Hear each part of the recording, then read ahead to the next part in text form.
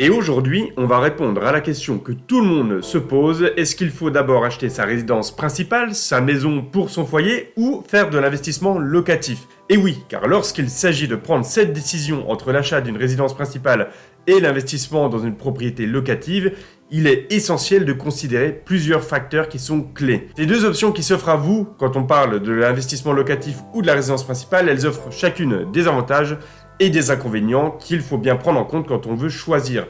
Et le choix, il dépend largement d'objectifs financiers, de votre vie professionnelle, des préférences personnelles et de la situation individuelle de chacun d'entre vous. Nous allons donc explorer certains des aspects les plus importants qu'il faut prendre en compte quand on veut prendre la décision qui est une décision stratégique dans votre vie. Et avant de démarrer ce podcast, j'en profite pour vous rappeler de nous mettre la note de 5 étoiles sur Spotify ou Apple Podcast. Cela nous aidera grandement à continuer à faire grandir ce podcast et à pouvoir vous offrir encore et toujours du contenu de qualité. Et surtout, si vous nous écoutez mais que vous n'êtes toujours pas abonné, cliquez sur le bouton abonner. On va déjà commencer ensemble, Guillaume, par balayer 4 idées reçues. Car oui, il est important de comprendre, pour celles et ceux qui sont locataires et souhaitent acheter de l'immobilier, qu'il ne faut pas se précipiter vers la résidence principale.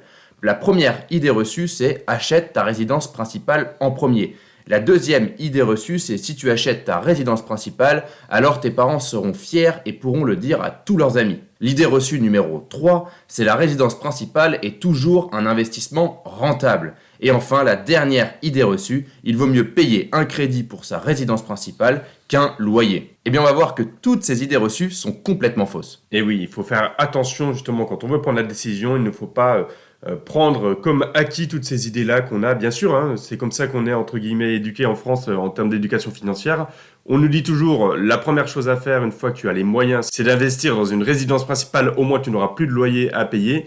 Il y a parfois une bonne idée dans cette phrase-là, mais il faut bien comprendre que ce n'est pas une réponse qui est unique pour l'ensemble des personnes qui ont à se poser cette question. Il faut regarder différents critères et c'est sur ces critères-là qu'on va s'attarder aujourd'hui dans notre épisode. On va regarder 4 critères qui sont à prendre en compte de manière très importante et qui vous permettront de choisir dans votre situation s'il faut plutôt faire l'investissement d'une vie dans une résidence principale ou aller sur de l'investissement locatif pour générer des revenus et faire grossir votre patrimoine. Eh bien, j'ai envie de vous dire que si vous respectez 3 critères sur 4, alors vous pourrez vous lancer dans la résidence principale. Si ce n'est pas le cas, je vous conseille fortement d'aller investir plutôt dans l'investissement locatif. Allez, commençons par le critère numéro 1. Pour acheter sa résidence principale, il faut déjà regarder sa situation personnelle. Et oui, car quand on a une situation personnelle plus ou moins stable, ça va nous permettre de savoir si on est un bon candidat pour la résidence principale ou non. Parce que la première chose à comprendre, c'est que quand on est locataire, on a une certaine liberté. La liberté de pouvoir déménager très facilement. On a un préavis de 3 mois ou 1 mois quand on est sur de la location meublée qui nous permet, si on a une décision dans notre vie de partir par exemple de Paris pour aller dans le sud de la France ou pour aller en Bretagne, etc., de pouvoir le faire sans avoir sur le dos une maison ou un appartement qu'on doit revendre avec plus ou moins de chance dans le temps de la vente. Parce qu'on sait que l'immobilier, c'est très bien, mais rien ne nous garantit qu'on puisse vendre notre résidence principale, notre maison, notre appartement en l'espace de 3 mois. Eh bien, quand on est locataire, on peut en tout cas faire ce changement de vie-là. Donc déjà, on comprend quand on est plutôt jeune actif, on va être dans ce type de situation. On peut être amené par la vie à devoir changer d'appartement, à devoir changer de ville dans laquelle on vit, car effectivement dans la vie personnelle, eh bien, il y a des situations qui font qu'on doit suivre une compagne, un compagnon qui nous empêche de grandir avec un enfant supplémentaire. Il faut trouver justement un bien qui correspondra mieux à la nouvelle situation familiale. Enfin, vous comprenez qu'il y a énormément de sujets personnels déjà qui peuvent faire qu'on a besoin de déménager, qu'on a besoin de changer de bien. Et donc si on achète par exemple un premier bien dès notre début de vie active entre guillemets, on peut très vite se retrouver à l'étroit dès qu'on a une situation de famille qui deviendrait une situation avec des enfants, etc., qui nous ferait perdre de la place. Et oui, totalement. Pour résumer ce que tu viens de dire, c'est simple, on conseille à nos clients de se poser les questions essentielles avant de faire le grand saut. Il faut s'assurer de trouver un logement non seulement adapté aux besoins actuels, mais aussi aux besoins futurs. Et donc, il faut analyser les changements qui pourraient apparaître et qui pourraient arriver dans le futur. Et ça va donc garantir une satisfaction forcément à long terme si on fait ça. Mais c'est important donc de se poser et de se dire, est-ce que j'achète cette résidence principale pour plus de 10 ans ? Ou est-ce que quand je vais l'acheter, je vais forcément en changer dès que ma situation personnelle va changer ? Parce que si c'est le cas, À ce moment-là, vous ne respectez pas le premier critère, qui est de regarder de très près sa situation personnelle pour investir dans une résidence principale. Et pour le deuxième critère, la transition, tu viens de la faire Jérémy, c'est penser long terme. Si vous optez pour une résidence principale, sachez qu'il faut absolument que vous pensiez long terme. Car si vous avez une revente avant 5 ans et même un peu plus longtemps aujourd'hui avec les taux actuels, vous allez avoir une opération qui ne sera pas du tout rentable patrimonialement parlant. Pourquoi est-ce qu'on les a? Parce que quand vous achetez, vous avez des frais qui sont absolument obligatoires quand vous allez faire une acquisition et qui ne seront pas amortis directement. Il va falloir du temps avant que ces frais soient amortis et donc que vous rentriez de votre côté dans vos frais et que patrimonialement parlant, ça soit intéressant d'aller sur la résidence principale. Donc premier critère déjà sur cette partie-là, sur le critère numéro 2, c'est penser long terme car si vous savez que vous allez devoir déménager dans moins de 5 ans, absolument aucune résidence principale ne pourra être intéressante si on parle patrimonialement parlant. Et oui, car les frais d'achat, on le rappelle, ce sont tout simplement les frais de notaire. Si vous achetez une résidence principale pour 200 000 euros, vous avez à peu près 20 000 euros de frais de notaire. Ça correspond à peu près 10% du prix d'achat. Je le rappelle, c'est plutôt vers les 8%, plus le montant acheté augmente. Et plus le montant est petit, plus on s'approche des 10%, car il y a des coûts fixes qu'on ne peut pas enlever malheureusement. Alors c'est important de le comprendre. Si on achète aujourd'hui, on a déjà 20 000 euros qui s'ajoutent au coût d'acquisition de la résidence principale. Et donc si vous revendez l'année prochaine, ça m'étonnerait que votre bien immobilier ait déjà gagné 10% de plus-value. C'est pour ça que c'est important de le comprendre. On peut estimer que sur 5 ans, faire 2% par an, c'est déjà une bonne chose. Aujourd'hui, avec un marché immobilier aussi complexe et aussi compliqué, il est compliqué de se dire que dans les 5 ans, on va faire 10% de plus-value. Ah oui, absolument. Et en plus, on est dans une période où les taux ils sont élevés, les taux de crédit immobilier. Et quand vous allez voir la banque pour emprunter pour une résidence principale, vous empruntez encore actuellement autour des 4%, un peu en dessous réellement actuellement. Et encore, ça dépend des dossiers. Mais ça veut dire quoi? Ça veut dire qu'en plus de ces frais d'acquisition, et donc les frais de notaire, vous allez avoir un coût du crédit qui est à prendre en compte. Parce que si vous avez un coût de crédit très important, très lourd comme c'est le cas actuellement, ça va repousser la période pour que votre investissement dans une résidence principale soit réellement rentable. Pourquoi? Parce que vous allez payer beaucoup de frais aussi bancaires qui vont impacter votre situation et qui vont vous empêcher aussi de pouvoir investir dans l'investissement locatif justement. Quand vous avez fait ce choix sur une résidence principale, ça peut impacter aussi tout le reste et vous empêcher d'investir dans l'immobilier par ailleurs. Donc c'est vraiment important de réfléchir long terme et d'avoir une réelle stratégie si vous optez pour la résidence principale en premier investissement. Et oui, car en plus de ça, sur les prêts, et quand vous investissez par le biais d'un prêt, malheureusement, si vous remboursez votre prêt de manière anticipée, vous allez devoir payer des IRA, des indemnités de remboursement anticipées, qui peuvent correspondre à 6 mois d'intérêt sur le capital qui reste à rembourser au taux moyen du prêt, sans pouvoir dépasser 3% du capital restant dû avant le remboursement. Ça, c'est important de le comprendre aussi. Et en plus de ça, en plus de ces 6 mois d'intérêt, les premières années de remboursement d'un prêt, vous remboursez principalement des intérêts et non pas du capital. Ça veut donc dire que si vous avez par exemple 5 000 euros d'échéance annuelle pour rembourser votre prêt, sur ces 5 000 euros, la majeure partie de ce remboursement part dans les intérêts. Et donc votre capital ne baisse pas. Donc ça rend encore moins rentable le fait de vendre à court terme une résidence principale. Donc quand vous pensez résidence principale, vous devez penser long terme. Et maintenant, on va parler du critère numéro 3 qui rejoint un petit peu le critère numéro 1. Questionne-toi aussi sur ta situation professionnelle.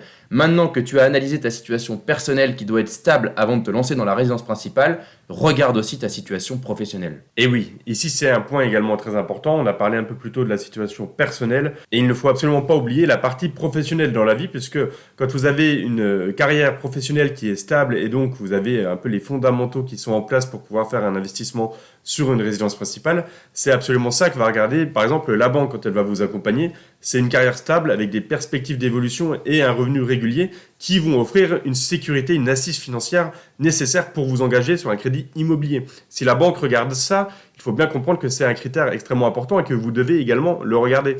Encore une fois, on en revient à la situation professionnelle qui peut être changeante, surtout quand on est en général dans un début de vie active, parce qu'on peut avoir des changements de poste. On sait qu'aujourd'hui, la nouvelle génération aussi, elle va être amenée à changer souvent d'entreprise. Ça veut aussi parfois dire des déménagements possibles, des mutations qui amènent forcément à se poser la question, est-ce que c'est intéressant dans ma situation à acquérir ma résidence principale alors que peut-être que dans 3-4 ans, je vais être amené à changer de poste, à changer de région pour exercer ma profession. Et là, vous comprenez que si vous avez bien écouté le critère numéro 2, il faut faire très attention parce qu'en dessous d'une certaine durée, on ne va pas du tout être rentable sur l'acquisition d'une résidence principale et on aura un plus grand intérêt à utiliser notre capacité d'emprunt pour aller sur du locatif et de l'investissement locatif qui va nous générer des revenus réguliers. Par contre, effectivement, si vous avez une stabilité professionnelle, que vous savez que vous allez être au même endroit pendant de nombreuses années et que vous avez tous les voyants qui sont ouverts pour investir, à ce moment-là, effectivement, il ne faut pas hésiter à acheter votre résidence principale. Ça pourrait être un investissement entre guillemets très intéressant d'un point de vue patrimonial. Et on le rappelle, Guillaume, 3 critères sur 4 suffisent à dire de se lancer sur la résidence principale. On ne regarde pas que le critère professionnel, c'est important de le comprendre. Il y a tous les autres critères qui sont importants à prendre en compte pour se lancer dans l'acquisition d'une résidence principale. Ici, ce que voulait dire Guillaume, c'est attention aux mutations professionnelles et aux demandes de mobilité. Vous ne devez pas vous lancer dans l'acquisition d'une résidence principale si vous envisagez dans 2 ans de changer d'entreprise et de partir dans le nord ou dans le sud en fonction de la nouvelle entreprise. C'est important de le comprendre. Vous devez donc avoir encore une fois cette stabilité professionnelle. Et donc si vous remplissez le premier critère qui est la stabilité personnelle et le deuxième critère qui est la stabilité professionnelle, alors il ne vous reste plus qu'un seul critère à valider, soit sur le long terme, soit sur le critère 4 qu'on va aborder tout de suite. Et le 4e critère, c'est bien sûr se pencher sur la situation géographique du bien que vous souhaitez acquérir. Parce que dans certaines régions, dans certaines villes, il est plus intéressant d'être propriétaire que locataire, et même en cas de revente précoce, et donc en ne respectant pas forcément le critère du long terme. Mais attention, c'est très rare. Et oui, c'est souvent le contraire qui se passe, c'est-à-dire qu'il vaut mieux être locataire que propriétaire dans la plupart des grandes villes et des grandes métropoles françaises. Et pour appuyer nos dires, on a une étude qui est sortie il y a quelques mois chez Meilleur Taux, qui avait regardé quelle était la durée d'investissement nécessaire pour avoir un investissement rentable justement sur la résidence principale. Et là, attention, vous n'allez pas en croire vos oreilles, c'est une durée de 15 ans et 6 mois en moyenne pour rentabiliser l'achat de sa résidence principale en France. Et donc, c'est une moyenne, vous l'avez compris, ça veut dire que parfois on est un peu en dessous de ces 15 ans, et encore ça a fortement augmenté, et il y a des villes où on arrive sur des 28 ans, 30 ans, dans les villes que vous pouviez imaginer. Je crois que Paris, on est sur des durées très très longues. Oui, exactement, c'est tout à fait ça. On est à 30 ans sur Paris, on est à 20 ans sur Lyon, 25 ans sur Bordeaux. C'est des durées qui sont assez stratosphériques. Donc quand on parlait du long terme, je peux vous dire que là, il faut vraiment l'envisager sur le long terme, car 25 ans, c'est quand même un tiers de notre vie dans la plupart des cas. Donc c'est vraiment penser très long terme pour rentabiliser sa résidence principale, c'est-à-dire pour sortir avec une opération financière intéressante. Il faut faire un investissement sur le très long terme dans la plupart des villes. Au contraire, on peut citer 3 villes comme Mulhouse, Saint-Étienne ou Metz, où là, la durée pour rentabiliser son investissement immobilier dans une résidence principale est inférieure à 7 ans. Encore une fois, ici, on analyse une ville en particulier. Posez-vous, vous, les bonnes questions sur votre ville quand vous devez investir et faites appel à un professionnel si vous avez besoin de vous renseigner sur ces sujets-là. Ne vous précipitez jamais suite à une étude qui est sortie. Chaque situation est différente et si vous envisagez une opération dans une ville en particulier, posez-vous déjà les 3 premières questions, c'est-à-dire les 3 premiers critères, avant de regarder ce 4e critère qui est la situation géographique. Car j'insiste, si vous venez de Lyon, on ne va pas vous demander d'aller vivre à Rennes. C'est-à-dire qu'il faut regarder effectivement dans cette ville de Lyon, à partir de quand ça devient intéressant. Et si vous avez déjà les 3 premiers critères, alors vous pouvez vous lancer dans l'acquisition d'une résidence principale. Point important, ça veut aussi dire dans l'autre sens que si vous ne respectez pas 2 critères sur 4, ne vous précipitez surtout pas dans l'acquisition d'une résidence principale. L'investissement locatif est aussi un moyen d'augmenter son patrimoine et de l'accroître dans le temps. Et j'ai aussi envie de rappeler à nos auditeurs que ne rien faire, c'est la pire des choses. C'est-à-dire que ni acheter une résidence principale, ni acheter un investissement locatif, c'est vraiment la pire des choses pour votre situation patrimoniale. Car on le rappelle, la capacité d'emprunt est une réelle mine d'or pour les particuliers et il faut en profiter. Donc vous l'avez compris, vous avez le choix entre 2 options, la résidence principale ou l'investissement locatif. Et ce choix, vous allez pouvoir le faire grâce aux 4 critères qu'on a établis dans notre podcast. Le premier critère, c'est d'abord faire attention à votre situation personnelle. Est-ce que cette situation est stable ou elle peut être amenée à changer et vous faire changer également de situation géographique par exemple. Le deuxième critère, c'est qu'il faut penser long terme quand on pense résidence principale ou investissement locatif. Pour faire votre choix, c'est la durée qui vous aidera. Le troisième critère, c'est bien sûr de vous questionner sur la partie professionnelle de votre vie cette fois-ci. Encore ici, il faut une stabilité professionnelle pour pouvoir aller sur le choix de la résidence principale. Autrement, vous avez l'investissement locatif qui s'ouvre à vous.